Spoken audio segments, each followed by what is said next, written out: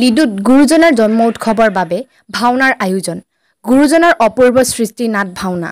এই দৃশ্য অসম অৰুণাচল সীমান্তৱৰ্তী অঞ্চল লিডুৰ মাৰ্ঘেৰিটা সমজিলাৰ 132টা নামঘৰৰ যৌথ মঞ্চ আৰু লিডু কেন্দ্ৰীয় নামঘৰৰ আতিথ্যত গুৰুজনাৰ 576 সংখ্যক জন্ম উৎসৱ এইবাৰ লিডু কেন্দ্ৰীয় নামঘৰত আয়োজন কৰা হৈছে। তদুপলক্ষে দুখনকৈ নাট ভাওনাৰ আয়োজন কৰা হৈছে, এখন স্থানীয় আৰু এখন নিমন্ত্ৰিত। এই দৃশ্যৰ লিডুৰ স্থানীয় শিল্পীসকলৰ মহাপুৰুষ শ্ৰীমন্ত শংকৰদেৱৰ অনুপম সৃষ্টি নাট ভাওনাৰ চৰ্চাত পিছ পৰি ৰোৱা নাই এইসকল যুৱ-যুৱতী। নাট ভাওনাৰ আখৰাত ব্যস্ত মাৰ্ঘেৰিটা আৰু লিডুৰ এইসকল যুৱ-যুৱতী। গুৰুজনাৰ জন্ম উৎসৱত 13 অক্টোবৰৰ দিনা মঞ্চস্থ হ'বলগীয়া কুলাচলৰ মুক্তি লাভ নাট ভাঙি এনেদৰে আখৰা কৰি থকা হৈছে। উদ্যোক্তাসকলে জন্ম উৎসৱৰ আটাইকেইটা অনুষ্ঠানত সকলোৰে সহায় সহযোগ তথা উপস্থিতি কামনা কৰিছে। জাগুনৰ পৰা প্ৰদীপ বৰগোহাঁইৰ ৰিপৰ্ট, টাইম 60 অসম।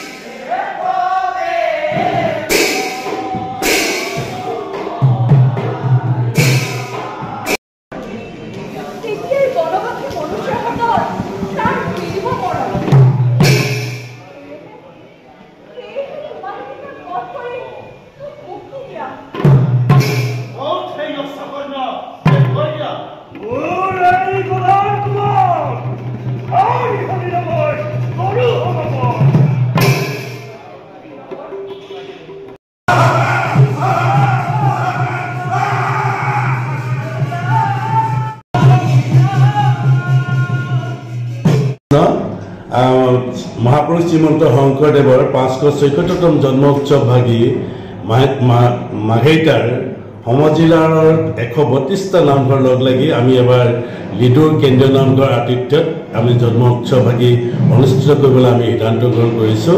অহা 12ৰ পৰা 12, 13, 14, 15, 16 পাঁচদিনীয়া কাৰ্যসূচী আমি যুগুত কৰি থৈছোঁ আৰু ইয়াৰ লগতে সংগতি ৰাখি আমি দুখনকৈ নাট ভাওনাও আমি মঞ্চস্থ কৰিবলৈ সিদ্ধান্ত গ্ৰহণ কৰিছোঁ।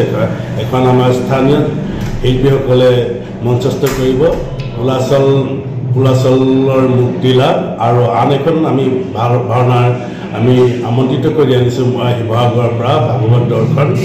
আমি উক্ত উক্ত প্ৰদৰ্শনীকেইটাত আপোনালোকৰ সকলোৱে উপস্থিতি সহায় সহযোগিতা আৰু দিহা পৰামৰ্শ আমি কামনা কৰিছোঁ।